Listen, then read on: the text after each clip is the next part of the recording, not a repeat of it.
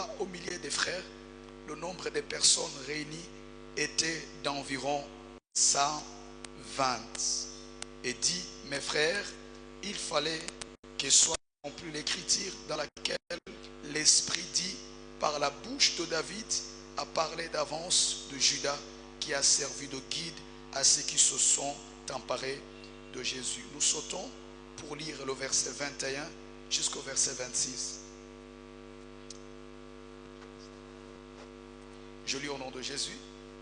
Il faut donc que parmi les hommes qui nous ont accompagnés tout le temps que Jésus, que le Seigneur Jésus allait et venait à notre tête, à commencer par le baptême de Jean et jusqu'au jour où il a été enlevé du milieu de nous, l'un de ceux-là devienne avec nous témoins de sa résurrection. Ils en présentèrent deux, Joseph appelé Barsabas et surnommé Justice, et Matthias. Puis ils prièrent en ces termes: Seigneur, toi qui connais le cœur de tous, désigne lequel de ces deux tu as choisi, afin qu'il prenne sa place dans son ministère, cet apostolat que Judas a quitté pour aller à la place qui lui convenait.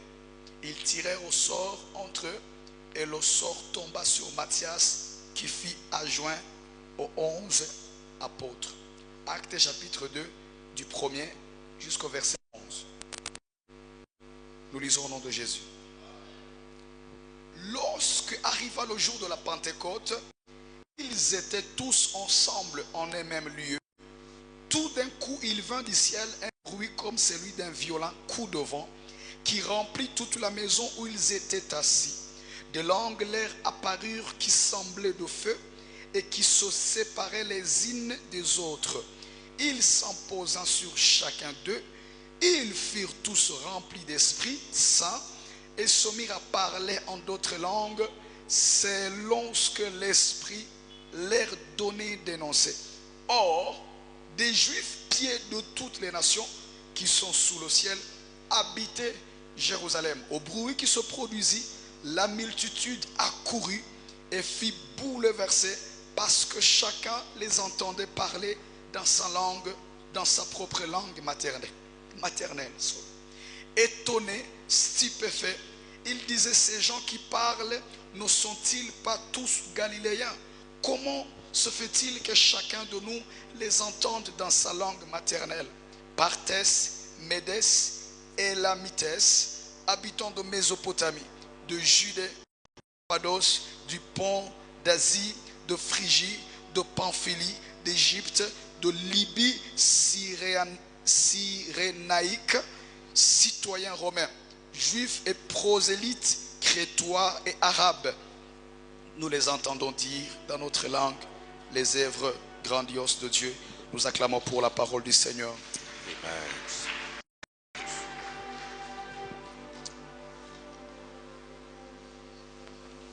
Gloire au Seigneur. Amen.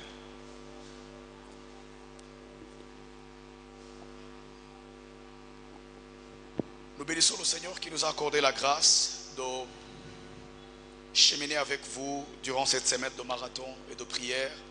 Tunamshukuru Mungu aliyetuneemisha wiki yote mzima ya maombi.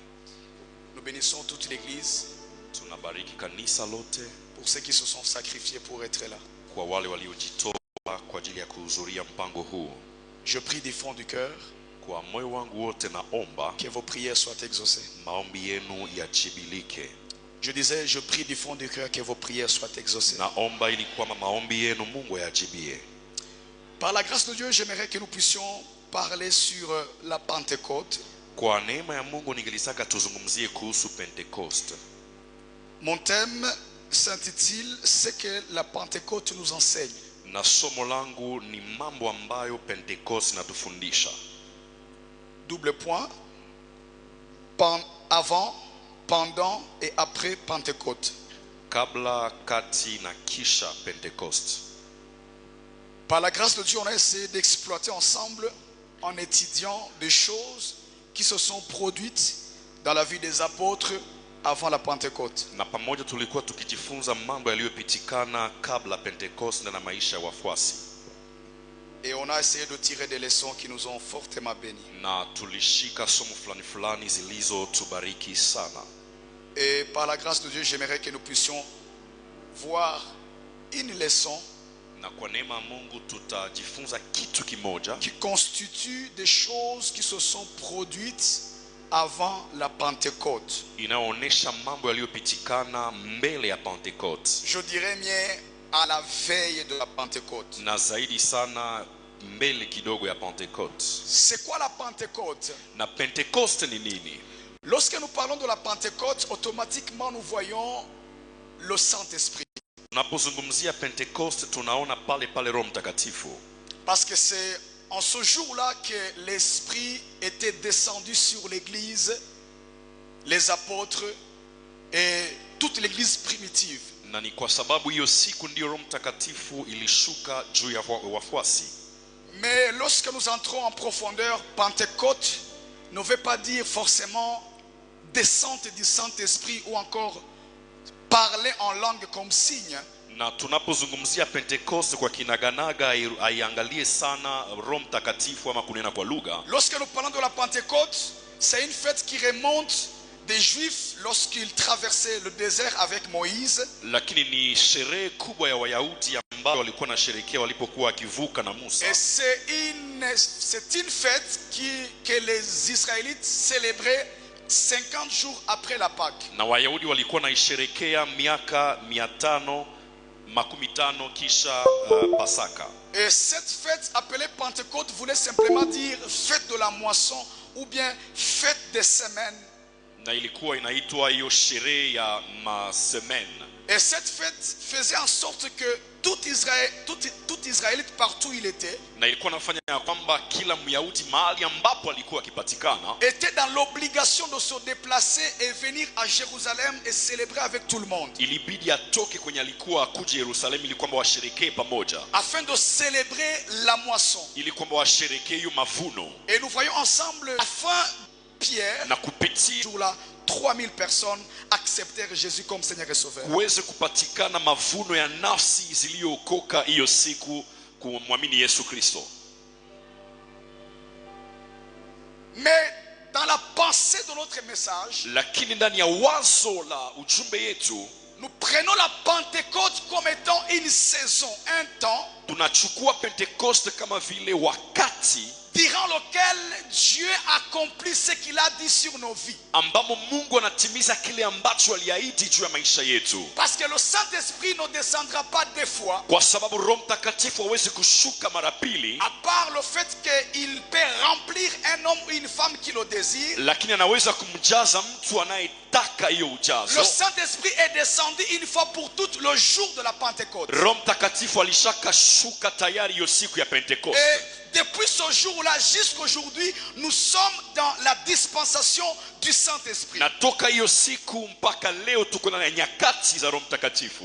Jusque même au retour de Jésus, nous resterons dans la dispensation du Saint-Esprit. Na hata kurudia mpaka kurudia kwa Yesu takuwa ndani ya hiyo nyakati ya Roho Mtakatifu. Alors si je me permets Na nikijiruhusu de prendre le mot Pentecôte et l'associer à la personne du Saint-Esprit, kuchukua hiyo Pentecoste na kuiambatanisha na Roho Mtakatifu, je dirais que nous sommes dans la dispensation de la Pentecôte. ndasema tuko ndani ya nyakati za Pentecoste. Ça veut dire une saison selon laquelle c'est le Saint-Esprit, ce sont ses attributs qui règnent sur l'Église, qui conduisent l'Église, qui dirigent l'Église, qui dirigent des familles, qui dirigent des chrétiens jusqu'au retour de Jésus-Christ de Nazareth. Ni nyakati ambamo Roho Mtakatifu ndiye anayeongoza kanisa na kuongoza maisha wote wanaomwamini Yesu.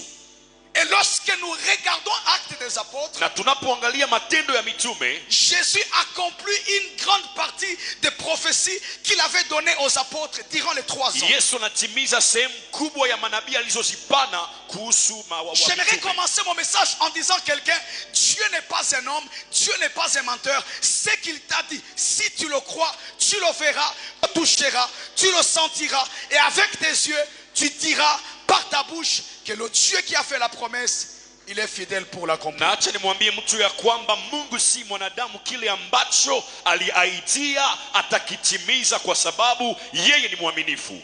Il a dit à Pierre, alimwambia Petro, suis-moi, unifuate je ferai de toi na nitakufanya pécheur d'hommes. mvuvi wa watu. Pierre, Petro il a cru en cette prophétie. aliamini hiyo nabii, Et le jour de la na Pentecôte, hiyo siku ya Pentecost il a vu cette prophétie se réaliser. aliona hiyo nabii ikitimiza. Ça veut dire, Ni kusema le jour de la Pentecôte siku ya Pentecost n'était pas seulement le jour où Pierre reçoit le Saint-Esprit. haiko siku tu yenye Petro anapokea Roho Mtakatifu, C'était aussi le jour où la prophétie qu'il a reçue 3 ans avant se réalise. ni siku yenye unabii aliyoipokea miaka 3 mbele inatimilika. C'est probable que tu ne sois pas rempli du Saint-Esprit aujourd'hui. Inawezekana haujazo Roho Mtakatifu leo, Mais ce qui est sûr, lakini hakika ni je te kwamba vois sur la route ninakuona kwenye de njia ceux qui vont témoigner ya wale les watakaoshuhudia œuvres hautes de l'Éternel. matendo makubwa ya Mwenyezi Mungu.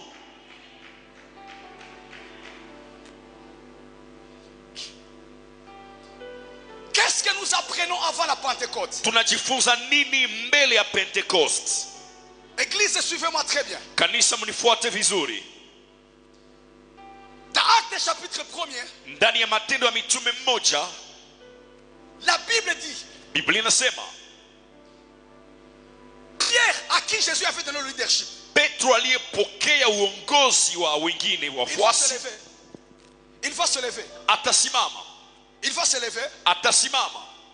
Et quand Pierre se lève, Na aliposimama il dit aux apôtres, anawaambia wafuasi wengine, mitume wengine, il n'est pas bon que la place de Judas reste vide. si vema hiyo nafasi ya Yuda ibakie vile, Il faut que sa place soit comblée. inabidi fasi yake tuweke mtu mwingine. Bien-aimé, qui parle ici, Na nani anayezungumzia hapa? c'est Pierre. Ni Petro, Ce n'est pas n'importe qui. haiko mtu wa kawaida. C'est lui l'apôtre à qui Jésus a donné les clés. Yeye ndiye ambaye alipokea funguo kama mtume. C'est lui à qui Jésus a dit, paie mes brebis. Ni yeye ambaye waliambia ashughulikie mabrebi zake. C'est lui à qui Jésus a dit, Ni yeye mwenye Yesu aliambia, j'ai prié pour toi. nilikuombea Toi aussi, quand tu seras affermi, na utakapoimarishwa affermis les autres. uimarishe wengine. C'est qui parle ici? Nani anayezungumza hapa? Ce n'est pas n'importe qui. Haiko mtu wa kawaida. Même au ciel, Hata mbinguni, la Jérusalem céleste Jerusalem Celeste aura 12 fondations. itakuwa na mafondation 12. Sur les fondations, il n'y aura pas le nom de Maman Wivine. Na hakutakuwa jina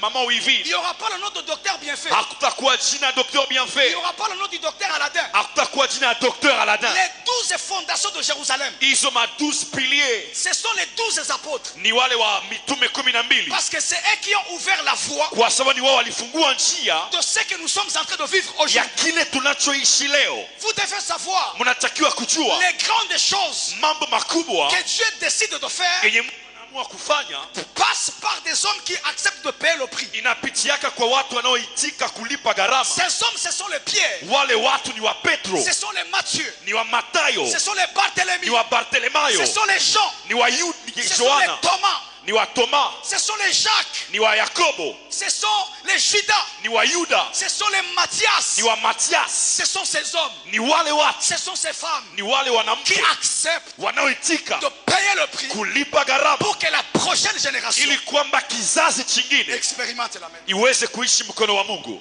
Maintenant, suivez-moi.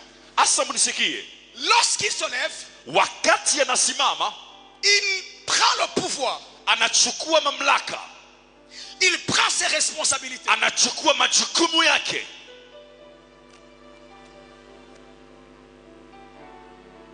Pierre avait le droit légal de mettre n'importe qui à la place de Judas sans toutefois consulter les autres. Petro alikuwa na sheria ya kuweka mtu kwa hiyo nafasi bila kuuliza wafuasi wengine. Pierre avait le droit de ne pas consulter ses collaborateurs et mettre n'importe qui à la place de Judas. Angelipendaka angeliulizaka wa collaborateur na naweka mtu mwenye napenda. Parce qu'il se dit, c'est moi le chef ici. Sio anajiambia mimi ndio kiongozi C'est hapa. moi le leader. Mimi ndio kiongozi. Je n'ai pas besoin de vos avis. Sina lazima ya maoni Je vais yenu. mettre qui je veux. Taweka nitakaetaka. Regardez l'humilité Lakini muangalie de unyenyekevu Pierre. wa Petro. Il consulte les autres. Anawauliza wengine, Il appelle les associés. anaita wa collaborateur wake. Écoutez-moi très bien. Unisikie vizuri. Ils ne sont pas seulement 11. Hawako tu 11, Ils sont 120. wako 120. Et dans les 120, Na mwa hiyo 120 il n'y a pas seulement les hommes spirituels. hakuna tu watu kiroho. Il y avait aussi des femmes Kulikuwa wanawake qui ne priaient pas beaucoup. ambao walikuwa waombi kama Mais wao. Pierre, Lakini Petro il sait anajua la force d'un leader. nguvu ya kiongozi C'est lorsqu'il peut écouter ceux qui sont moins que lui. ni wakati anasikia wenye wako chini yake, C'est lorsqu'il est capable anakuwa na uwezo de prendre les idées des autres, ya kushika mawazo ya wengine les associer sur l'œuvre na kujiweka kwa kazi et faire avancer. na waendelee. La première des choses Kitu ya kwanza que la Pentecôte nous enseigne, yenye Pentecost natufundisha c'est briser l'orgueil que tu as. ni kuvunja kiburi uko nayo. Oui, Ndio quand je priais, Dieu m'a dit, nilipokuwa nikiomba, Mungu akaniambia, dis à mon peuple, ambia taifa langu, dis à un homme et une femme ambia mtu mmoja qui est orgueilleux, ambaye kuna kiburi, parce qu'il se prend pour Pierre, anajikamata kama Petro. un papa Baba dans sa maison, ndani ya nyumba yake il ne consulte pas sa femme, haulizake mke wake, c'est un Pierre. ni Petro. Une femme Mwanamke dans son foyer ndani ya nyumba yake qui ne consulte pas son mari, haulizake, c'est un Pierre. niko kama Petro. C'est une pierrette. Ça passe. Amen. Toi, tu te suffis. Wewe ambaye unajitoshelea, Toi, tu n'as pas besoin des gens. hauna lazima ya watu. Papa, Baba, même la terre tourne autour du soleil. hata terre ina tourner autour du soleil. Ce qui fait que tu échoues, Inaofanya ya kwamba ce qui fait ushindwe que tu n'avances pas, au endelee écoutez-moi, c'est ton orgueil. ni kiburi yako. Tu n'associes pas les autres. Aushirikishe Unaganga, wengine, unaganga, unaganga. tu t'accroches toi-même sur la chose. Franga ya fungula ya kuweka masahani, wewe unaweka mama. Fungula Tu gardes les clés pour les assiettes. Fungula ya stock, Les fungula ya clés mafuta, du fungula stock, ya l'huile, bleba, le banc. fungula ya mukate. Tu détiens toutes les clés de la maison.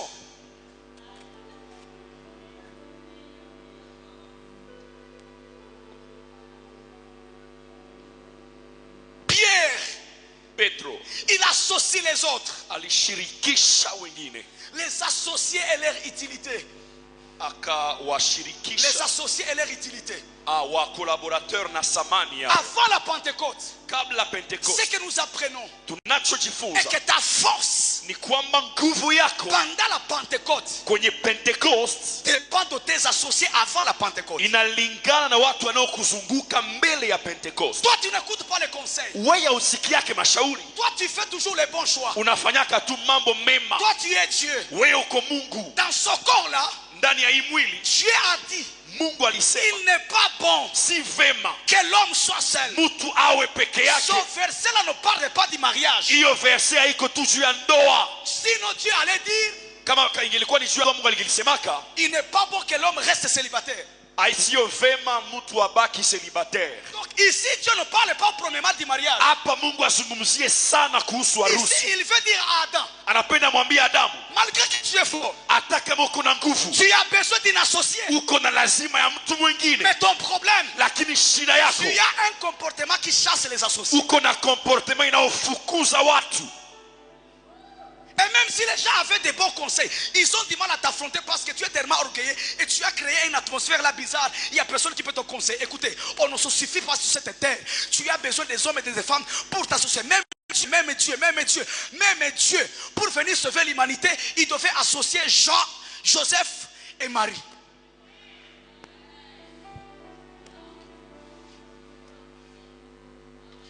Pierre se lève.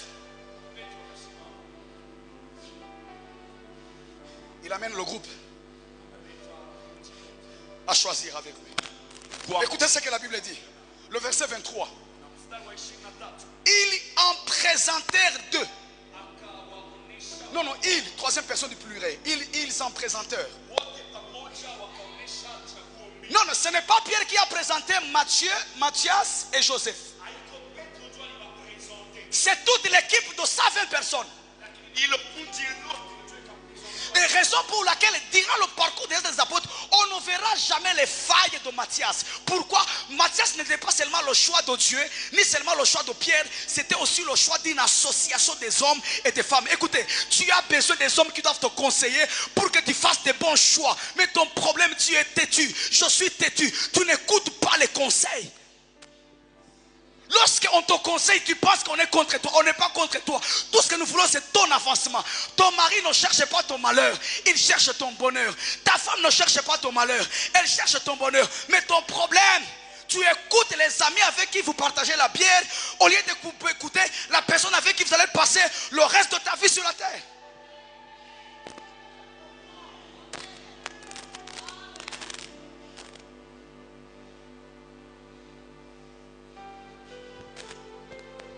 Notez cette vérité. Tuandike hii wazo. Autant Dieu Kama vile Mungu intervient pleinement anatumika ama kuonekana dans une affaire qui fait faillite, ndani ya kazi inayoshindwa, lorsqu'il reconnaît avoir été associé à sa naissance, wakati anagundua ya kwamba aliwakilishwa mwanzo hiyo kitu, autant il est difficile de solliciter l'aide de tes associés lorsque les choses ne marchent pas, quand tu reconnais les avoir ignorés au moment de la prise de décision. Amen. Il y a des décisions qui exigeront que tu associes les autres. Kuna maamuzi ambayo naomba uwakilishe, ushirikishe watu wengine. Papa, associe tes enfants.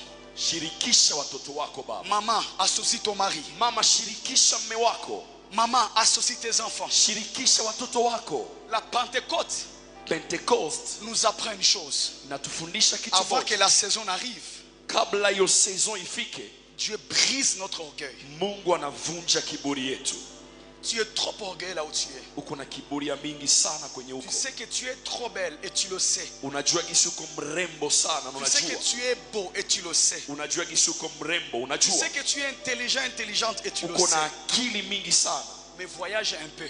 lakini tembea kidogo. Voyage. Tembea kidogo Et tu sauras na utajua que ta petite tête ya kwamba kichwa yako kidogo n'est même pas égale haiambatane à un enfant qui sait manipuler l'ordinateur et qui peut pirater ton WhatsApp à distance. na mtoto mwenye anaweza kupirate WhatsApp yako a distance.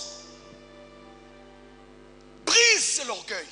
Vunja kiburi yako. Écoute les autres. Sikia watu wengine. Associe les autres. Shirikisha watu wengine. Regarde comment tu n'avances pas. Angalia namna gani uendelee, Parce que tout tourne autour de toi. kwa sababu mambo yote nazunguka Mais quand pembeni les yako. choses ne marchent pas, Na wakati vitu tu haviendeki, vas venir condamner Matthias. utakia kwa hukumu wa Matias, Tu vas condamner Barthélemy. utakondane Tu Bartolomayo, vas condamner Jean. utamkondane Non, Yohana. tu ne peux pas les condamner. Hauwezi Parce qu'au kuwakondane début, tu ne les as pas associés. tu mwanzo au kuwashirikisha.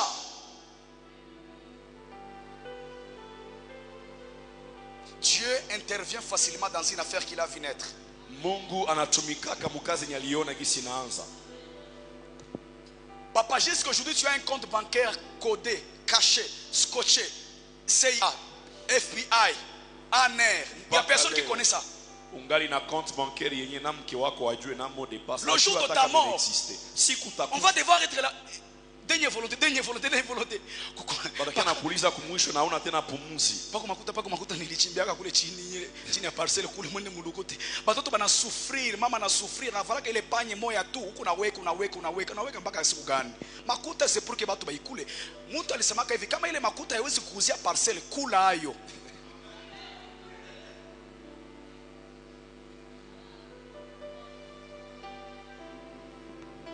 Je ferme la parenthèse. Ce Amen. n'est pas moi qui ai dit ça. Amen. Acclamez le Seigneur.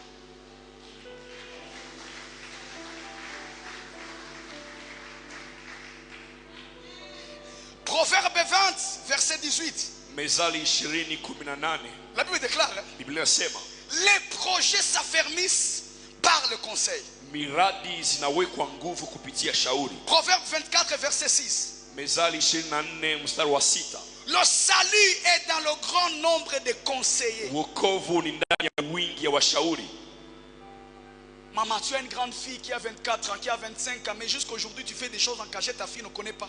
Associe Uko na binti mkubwa lakini mpaka leo unafanya vitu bila kumshirikisha. Associe tes enfants. Shirikisha watoto wako. Associe tes proches. Shirikisha watu walio pembeni Associe tes yako. frères et sœurs. Shirikisha ndugu zako.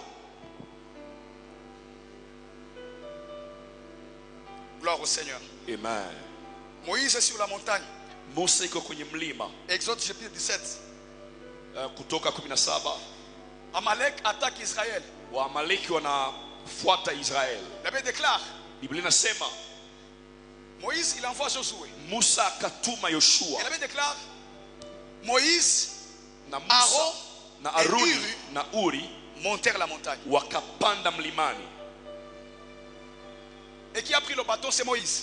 Na Musa akashika fimbo. À un moment donné, Wakati fulani tu vas te fatiguer. utachoka.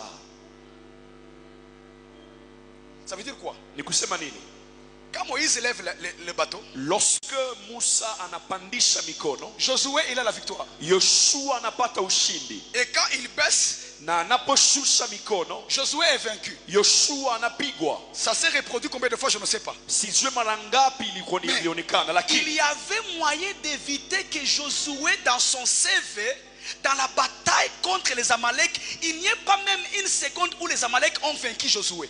ingeliwezekana museve ya Yoshua kusikwe sehemu yenye balimupiga kama kiongozi alikuwa na uwezo wa kushika mikono yake. Comme il est monté avec Aaron et Uri, Jinsi alipanda na Aruni na Uri, n'attends pas que tu te fatigues, Moïse. usichunge uchoke. Demande-les de tenir la main Waambie washike mikono yako pour que dans votre parcours, ili kwamba mparcours il yenu n'y ait pas de vide. kusikue hiyo kushindwa. Aaron et Uri, c'est qui? Aruni na Uri ni nani? C'est ton frère qui est assis à tes Ni côtés. ndugu yako aliye pembeni yako. Aaron et Uri, c'est qui? Aruni na Uri ni nani? C'est ta femme. Ni mke wako, C'est ton mari. ni mme wako, Ce sont tes enfants. ni watoto wako. Regarde comment tu te détruis, Moïse. Angalia, Moïse peut être un homme comme une femme. Musa ataweza kuwa mwanamke kama vile mwanaume. Moïsette. Moisette. Les femmes Moïsette. Amen. Alléluia. Amen. Tu veux prouver? Non, non, Moïse, ne prouve pas. On Aïe. est là pour t'aider. Tuko hapa juu tukusaidie. Mais on ne peut pas s'improviser. Hatuwezi kujiweka. Il faut nous ouvrir les portes. Inabidi tufungulie milango. Il y a déjà même la manière de te saluer quelqu'un. Tu vois que cette personne, si je donne même un conseil, il va me prendre pour un orgueil. Kuna watu wengine namna tu ya kukusalimia, ukipenda mshauri atasema uko na kiburi. Sois ouvert. Jifungue. Ouvre les portes. Fungua milango. Salue les gens. Salimia watu. Visite les gens. Tembelea watu. Téléphone les gens. Ita watu. Commente les statuts des gens. Ukomente ma-statut za watu.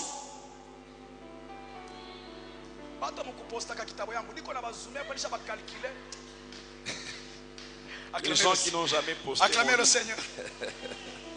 Gloire au Seigneur. Amen. Non, je vous taquine. C'est juste une façon de parler. Gloire au Seigneur. Amen. Associe les gens. Washirikishe watu. Écris les gens. Andikia watu. Commente. Ukomente. Envoie un message. Utume message. Soutiens. Usoutenir watu. Mais des fois, nous voulons t'aider, mais toi-même, c'est toi-même qui bloque les choses. Na mara fulani tunapenda tukusaidie lakini wewe peke haupendi tukusaidie. Acclamez le Seigneur.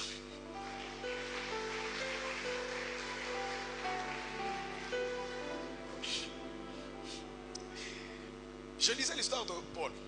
Nilikuwa nikisoma historia ya Paulo. Vous connaissez Paul, non? L'apôtre Paul. Tunamjua Paulo. C'est un homme qui a écrit plus d'épîtres que les autres, les Pierre et les autres. Ni mtu aliyeandika vitabu vingi vya Biblia. Mais lorsque vous lisez la dernière épître de Paul, Na mnaposoma barua yake ya mwisho, vous rencontrez un homme triste, mnakutana mtu mwenye ana uchungu. tellement qu'au point où Paul, il mentionne même les gens que Timothée nous doit fréquenter. Mpaka anaandika majina ya watu wenye Timothée atakiwe kusogelea. Il dit Timothée, Anamwambia Timothée, Timothée, il y a des gens, kuna watu, il parle un peu de Démas. Démas. J'ai un ami, lorsqu'il parle de cette histoire de Démas, alléluia, amen, il est maintenant en Suède. ina rafiki ambaye Il anapozungumzia paraît-il Demas. qu'il y a un théologien qui avait fait les recherches sur Démas. C'est Kuna une parenthèse. theologien aliyefanya recherche juu ya Demas. Il a dit que Démas alipataka kope ya or. Akasema Demas avait eu une opportunité Il y a d'affaires or, il y a kuchimba or. pour avoir de l'or. Et puis il a abandonné le mystère akamwacha Paul. Et après, akaacha huduma, il a laissé l'apôtre Paul. Gloire au Seigneur. Amen. Alléluia. Amen. Mais à la fin, Kumwisho vous voyez un homme triste. unaona mtu mwenye uchungu. Il dit tellement abandonné, Anasema fulani aliniacha. tellement laissé. Fulani aliniacha. Il dit Timothée, Naambia Timothée, quand tu viendras, utakapokuja Luc seul est avec moi. Luka tu ndio alishabakia na mie. Viens avec Jean-Marc, Kuja na Marko car il m'est utile. kwa sababu ana thamani. Mais attends, Jean-Marc, Paul demande à la fin de ce ministère. Yes. C'est même Paul qui a chassé Jean-Marc. Ni Paul yepeke ndio alifukuzaka Jean-Marc. Écoutez, les voyages missionnaires commencent. Voyage missionnaire ya kwanza inaanza. Dieu dit par les apôtres. Mungu ananena kupitia mitume. Acte 15. Acte 15. Acte 13. Oui, oui. Mettez-moi à part. Muniwekee kando Paul et qui? Paulo na Barnaba. Normalement, le ministère de Paul était attaché au ministère de Barnabas. Ni kusema huduma ya Paulo ilikuwa inaambatana na huduma ya Barnabas. Paul c'était un homme de révélation, un apôtre, un Alikuwa homme de mtu wa miracles. ufunuo kabisa. Mais les théologiens montrent que Barnabas avait un cœur pastoral. Lakini Barnaba alikuwa na roho ya mchungaji. Il avait un cœur de compassion. Alikuwa na roho ya huruma. Il avait un leader basé sur le pastoral. Alikuwa kabisa na uongozi ya kichungaji. Ils partent en voyage. Wanaenda kwenye Et Jean-Marc, il voyage. était encore jeune. Alikuwa angali Jean-Marc alikuwa angali mchanga. Il les suit. Anawafuata. Et puis, en cours de route, Walipokuwa njiani, certains théologiens disent que là où ils sont arrivés, il y avait des moustiques. Jean-Marc n'a pas pu kwenye supporter. balifika kulikuwa mamustike tu akuweza supporter. D'autres disent que Jean-Marc, lorsqu'il a vu que c'est Paul qui commence à être vu, il dit bon, vu que Barnabas c'est mon cousin, je ne vais pas supporter. Comment est-ce que celui qui n'est pas mon cousin, qui n'est pas de la famille, peut être devant? Yes. Il dit non, non, moi je rentre en arrière. Akasema mimi narudia nyuma. Gloire au Seigneur. Amen. Et en rentrant, Na aliporudia, Paul n'a pas pardonné. Paulo akusamee.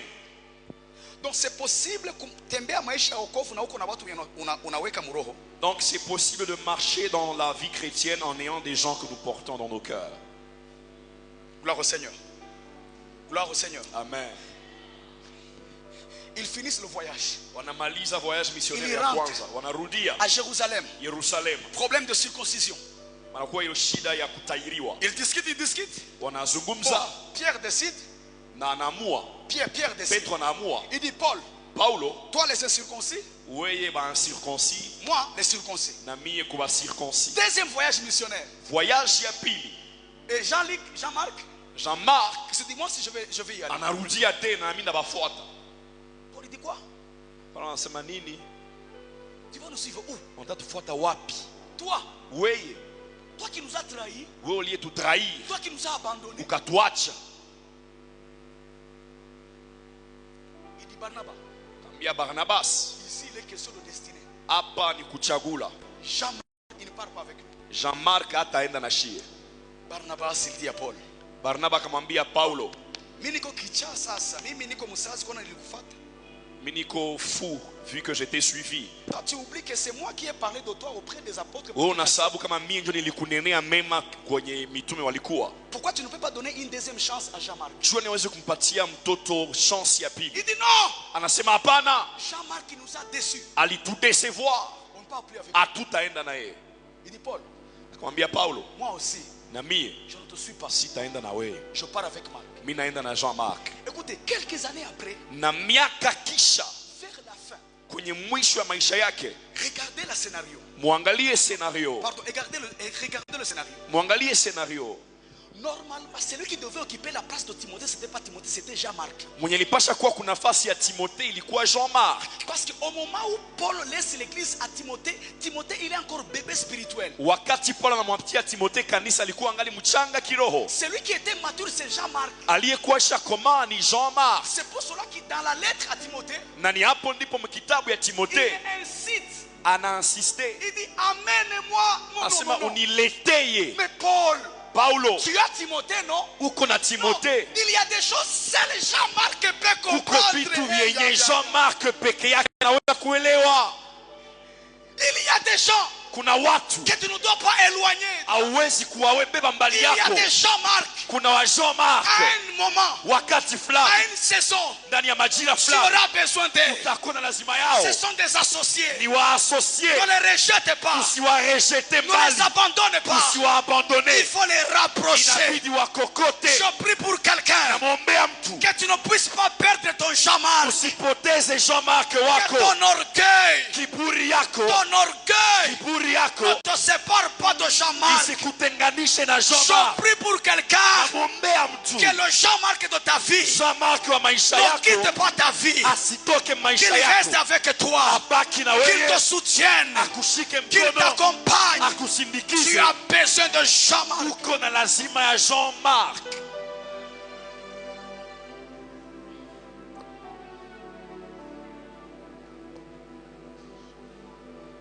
Gloire au Seigneur.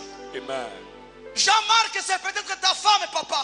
Inawezekana Jean-Marc akuwe mke wako, Tu veux divorcer avec elle. unapenda udivorce naye. Oui, elle a des défauts. Ndiyo, iko na madefo, Oui, elle n'est pas parfaite. haiko mkamilifu, Mais lakini tu ne peux pas trouver comme elle. hauwezi pata wawili kama yeye. Jean-Marc, Jean-Marc c'est peut-être ton fiancé là. inawezekana kuwe fiancé Ma wako, soeur, il n'a pas l'argent. ana pesa Il n'a ndiyo, pas du travail. ana kazi Mais il ndiyo, a les promesses. lakini ana ahadi. Ne l'abandonne pas comme ça. Usimwache vile vile, Tu peux avoir besoin de lui demain. utaweza kuwa na lazima yake Ne kesho. rejette pas les Jean-Marc Usitupilie Jean-Marc sans avoir réfléchi.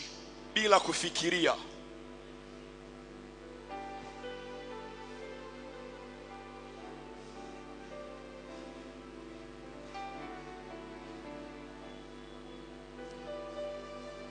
Acclamons le Seigneur.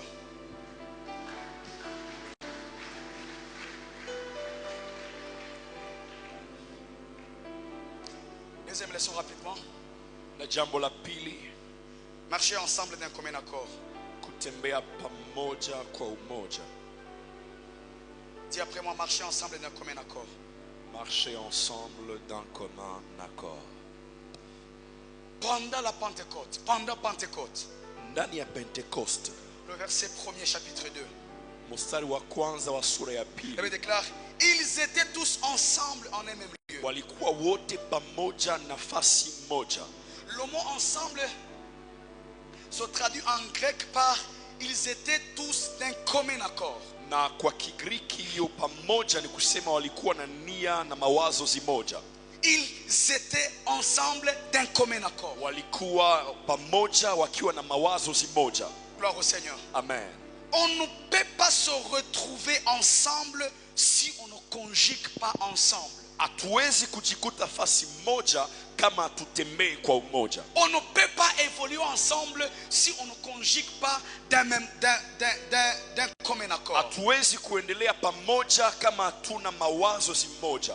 Quand la Pentecôte arrive, Wakati Pentecoste inafika, on cesse de marcher ensemble en faisant semblant. tunaacha kutembea pamoja tukifanya semblant. On cesse d'être hypocrite. Tunaacha kukuwa hypocrite. On devient vrai. Tunakuwa wazi.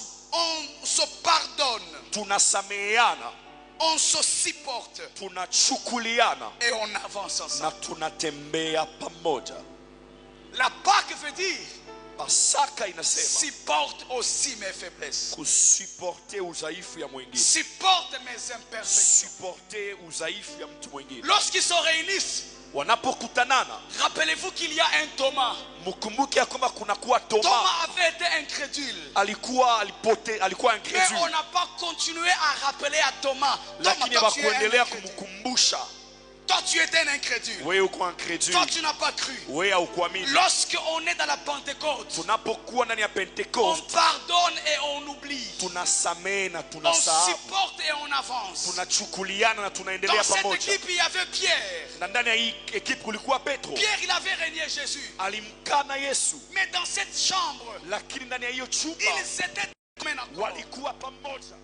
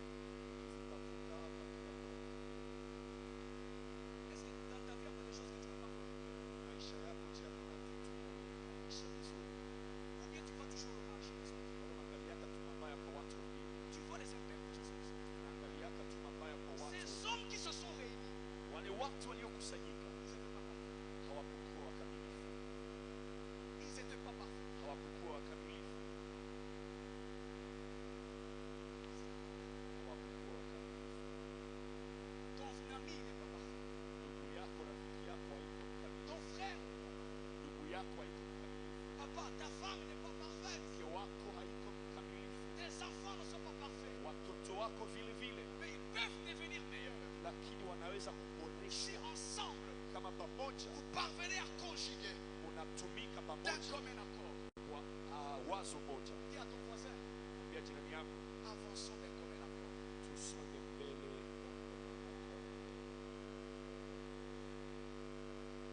na Alléluia. Amen.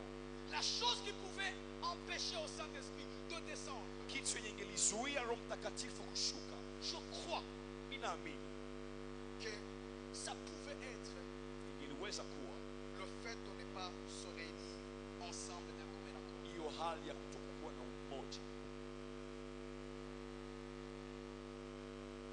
Pourquoi il y a des gens qui ne supportent pas? Kwa nini kuna watu wenye usupportaki? Pourquoi il y a des gens que tu n'aimes pas? Kwa nini kuna watu wenye upendaki? Et pire encore, Na zaidi ya ile, tu vas manger à cette table utakula meza ya Bwana. tout en sachant qu'il y a des gens que tu ne supportes pas, que tu n'aimes pas. Unajua kuna watu wenye upendaki au usikiaki.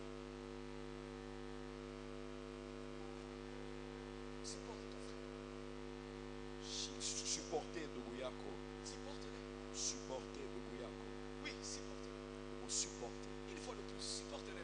umsupporte tena. Je pèse encore, Inakuwa kilo, je vais peser encore. Supportez-moi. inakuwa kilo tena lakini Je vais unisupport. peser encore. Supportez-moi. Inakuwa kilo tena lakini J'ai besoin de unisupport. ton amour. Niko na lazima ya upendo wako, J'ai besoin de ton soutien. niko na lazima ya soutien yako. Oui, j'ai besoin de toi. Ndio nina lazima yako. Et tu as besoin de moi. Na wewe unakuwa na lazima yangu. Acclamons le Seigneur. Amen.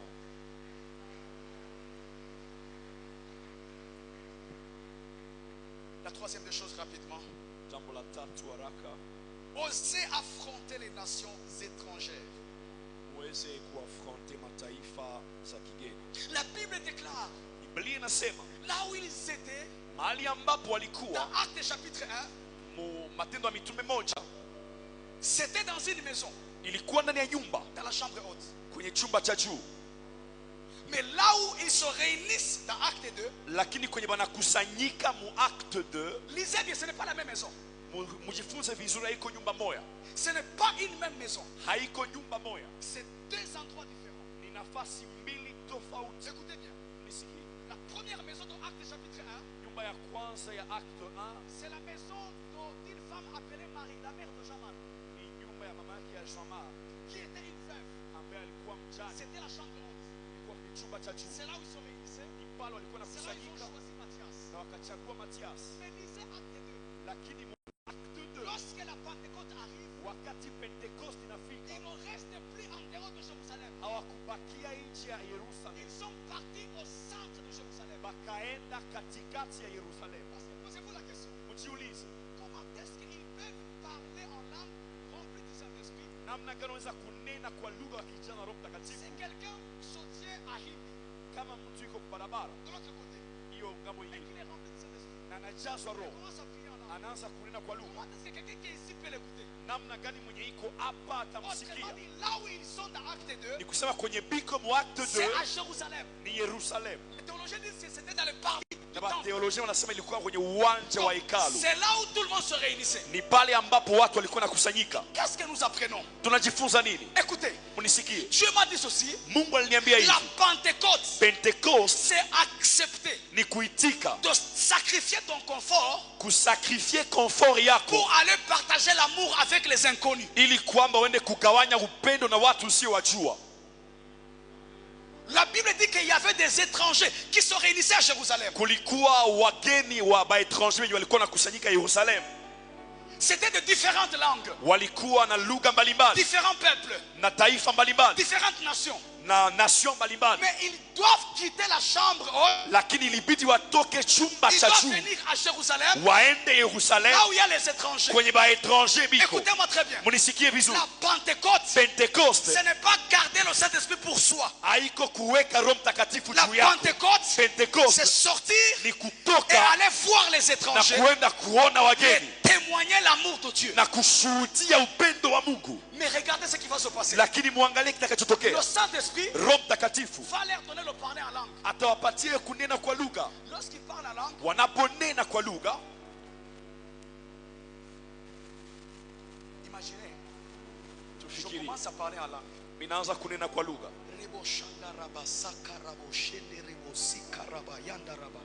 Pendant que je parle, dans les baffles, vous n'écoutez pas Rebo Chandala. Chacun commence à écouter sa langue maternelle. Na kisha kila mtu anaanza sikia hiyo kunena kwa lugha mulugha yake. Regardez ce que Dieu m'a montré. Écoutez, ça vous est jamais arrivé lorsque vous vous retrouvez dans un coin reculé. Wakati mnakuwa kuna nafasi, kunakuwa upendo moyo inaogawanyika. Il y a la confiance qui se crée. Kunakuwa hiyo confiance. Alors Dieu m'a dit ceci. Mungu akaniambia hivi. Le parler en langue. Hiyo kunena kwa lugha. Que le Saint-Esprit donne aux apôtres. Yenye Mungu anapatia mitume. Avant que ces gens-là, Pierre ne les prêche l'évangile. Kabla Petro awapreshe injili. Dieu voulait d'abord que ces gens-là parlent la même langue que les apôtres. Mungu alipenda wanene lugha moja na mitume. Qu'est-ce que je veux dire? Dieu voulait que ces gens-là écoutent d'abord que ces apôtres sont en train de parler la même langue. Mungu alitaka wajue ya kwamba wanazungumza lugha moja nao. Écoutez ce que Dieu m'a dit. Na kisha Mungu akaniambia. Il existe un langage que tout le monde comprend. Kuna kuwa hiyo usemi yenye kila mtu anasikia. Même les aveugles. Hata vipofu. C'est un langage d'amour. Ni hiyo usemi wa upendo. Il y a un langage qui ne rate jamais. Kuna usemi yenye haipitake kando. C'est un langage d'amour. Ni usemi ya upendo. Écoutez-moi très bien. Munisikie vizuri. Après ce culte, kisha ibada hii, avant d'aller parler de Jésus, kabla ya kuenda kusema juu ya Yesu, témoigner l'amour. Ushuhudie upendo. Écoutez, il y a des gens qui m'ont demandé là où je prie, pas parce qu'ils m'ont vu porter la veste des pasteurs avec la Bible, mais la manière de vivre avec eux, ils se sont posé la question, vous priez où? Vous êtes chrétien. Je n'ai pas dit que je suis chrétien, mais matendo nayo yafanya ndani ya maisha yake inampoze ma question. Est-ce que mtu ni Mkristo, ni mtumishi wa Mungu, ni nani? Amen. Gloire au Seigneur. Amen. Gloire au Seigneur. Amen. Les œuvres que tu fais matendo unayoyafanya parlent mieux que tes prédications. Inanena zaidi ya mahubiri yako. Les œuvres que tu démontres matendo unayoonesha parlent mieux que tes prédications. Yananena zaidi ya mahubiri yako. Et Dieu voulait ça. Na Mungu alitaka hiyo qu'il y ait kitu. cette connexion directe. Kukuwe hiyo uwasiliano. Parler avec amour. Kunena na upendo. Témoigner l'amour. Kushuhudia upendo. Montrer l'amour. Kuonesha upendo. Révéler l'amour. Kufunua upendo. Gloire au Seigneur. Amen. Gloire au Seigneur. Amen. Gloire au Seigneur. Amen. La quatrième des choses na kitu ya nne que la Pentecôte nous enseigne, yenye Pentecost natufundisha, c'est la toute puissance divine. ni uwezo wa Mungu. La toute puissance divine. Uwezo wa Mungu. Amen. Amen. La toute puissance divine. Uwezo wa Mungu. La Bible déclare, Biblia inasema tout à coup, kwa ghafla il vint du ciel un bruit comme celui d'un violent vent ukakuja mafujo upepo qui remplit toute la maison où ils étaient assis. ikajaa hiyo nyumba, Des langues leur apparurent. na kukakuwa hiyo mandimi za moto. Alléluia. Amen. Se séparer les unes des autres. Na ikatofautiana na wengine. Il s'imposa sur chacun d'eux. Na ikakuwa kwenye kichwa kila mmoja wao. Ils furent tous remplis du Saint-Esprit. Na wote wakajazwa Roho Ils Mtakatifu parlèrent en d'autres là. na wakaanza kunena kwa Shangilia lugha. Bwana Yesu Kristo na makofi. Hallelujah. Gloire au Seigneur. Amen.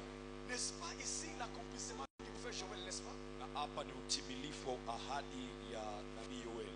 Gloire au Seigneur. Amen. C'est ici l'accomplissement de la prophétie de Joël. Hapa ndipo hiyo unabii inatimilika. Joël avait dit dans les derniers jours, je répandrai mon esprit. Yoeli alitabiria akisema siku za mwisho tamimina roho yangu. Et lorsque vous lisez la Bible, Na mnaposoma Biblia, lorsque vous lisez la Bible, mnaposoma Biblia, le prophète Joël, nabii Yoeli il n'avait jamais dit que quand l'esprit de Dieu descendra, akusemaka siku Roho Mtakatifu itashuka il y a du feu qui va se poser sur leur tête. kutakuwa ndimi za moto kwenye vichwa. Joël n'a jamais dit Hayasemaka qu'ils vont parler en d'autres langues. ya kwamba watanena kwa Joël lugha. avait dit qu'ils prophétiseront, Alisema watatabiri, ils auront des songes, watakuwa na et mandoto, je répandrai de mon esprit sur toute chair. na nitamimina roho yangu Mais juu yao. ici, lors de l'accomplissement, Lakini kwenye utimilifu, Dieu n'accomplit pas seulement ce qu'il a promis. Mungu atimize kile alichoahidi, Dieu accomplit aussi au-delà de ce qu'il a promis. lakini anatimiza zaidi ya yale aliyoahidi. Lorsque tu entres dans la Pentecôte, Unapoingia ndani ya Pentecoste, autrement dit,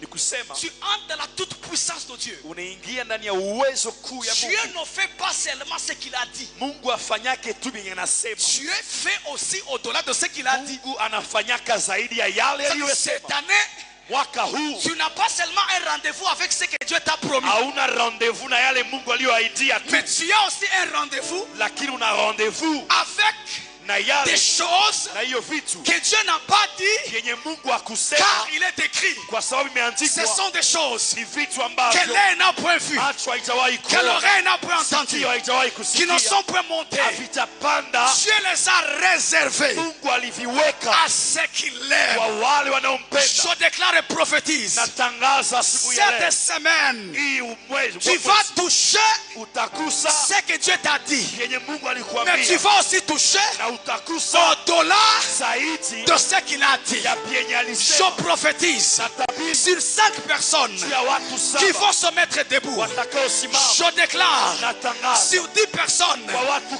qui 10 me donnent un amen. wanaosema Cette amina. année de 2025, Hii mwaka tu ne verras pas ce que Dieu a dit seulement. hautaishi yenye Mungu alisema tu, Tu verras aussi utaona ce que Dieu pia n'a pas dit. yenye Mungu Ce que Dieu akusema, n'a pas dit. yenye Mungu Si akusema. Dieu t'a promis 2, Kama alikuahidia je mbili, te vois recevoir 5. utapokea 5. Si Dieu t'a promis 5, Kama alikuahidia je 5, te vois recevoir 10. unapokea 10. Si Dieu t'a promis 10, Kama alikuahidia je te 10, vois recevoir 100. unapokea Dis à ton 100 voisin dabo, dabo, dabo, dabo, dabo.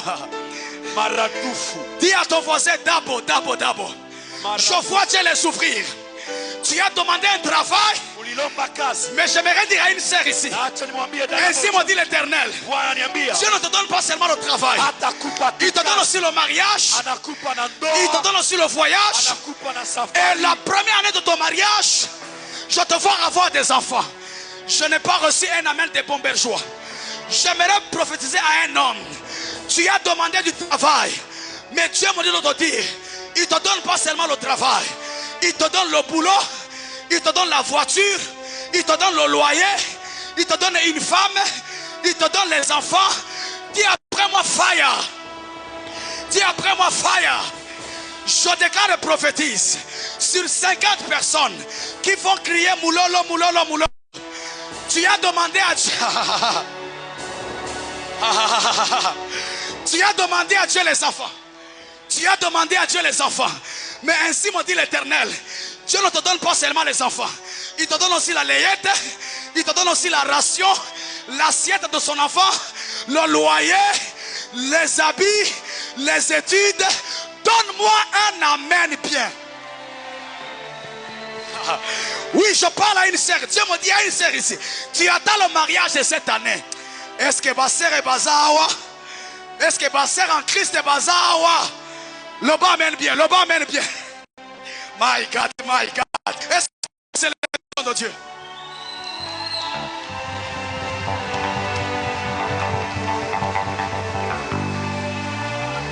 Dieu ne te donne pas seulement le travail. Il te donne aussi un moyen de déplacement. Tu as longtemps été piéton, mais je te vois recevoir ta voiture. Je n'ai pas reçu un amen. Il n'y a pas des hommes de foi ce matin. Il n'y a pas des hommes de foi ce matin. Donne-moi un amen bien. Donne-moi un amen bien. Lorsque Dieu te restaure, il ne te donne pas tellement ce que tu as perdu. Il te donne ce que tu as perdu et ce que tu as toujours désiré pendant que tu perdais. Donne-moi un amen bien. Je vais le répéter. Lorsque Dieu te restaure, hakupatia chenye nilimulomba tu. Hakupatia tu. Na kile chenye umepoteza na kile chenye ume.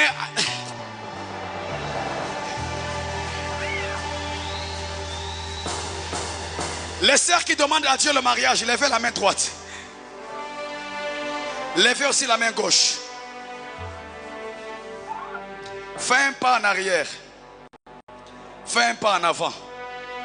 Je déclare et prophétise comme un prophète. De 4 coins de ce monde, à l'est, ouest, nord et sud, ta bénédiction te localisera au nom de Jésus. Je disais, ta bénédiction te localisera au nom de Jésus. Je déclare à celui qui me donne 3 amen. Je déclare à celui qui me donne 3 amen. Tu ne mourras pas pauvre. Tu ne mourras pas pauvre. Que la richesse te localise. Donne-moi un amen. Namalizi ya hapa. Dieu n'est pas fait. Tout ce qu'il dit, il fera. Il accomplira toutes ses promesses envers toi. Garde ta foi.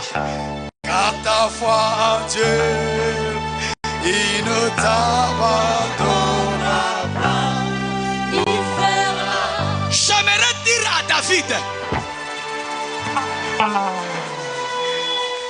J'aimerais dire à David. Lorsque tu tues Goliath, tu penses seulement que tu vas tuer Goliath. Dans la mort de Goliath se trouve l'escalier vers la royauté. Se trouve l'escalier vers la royauté. Dieu ne te donne pas seulement ce que tu as demandé. Il te donne aussi au-delà de ce que tu as demandé.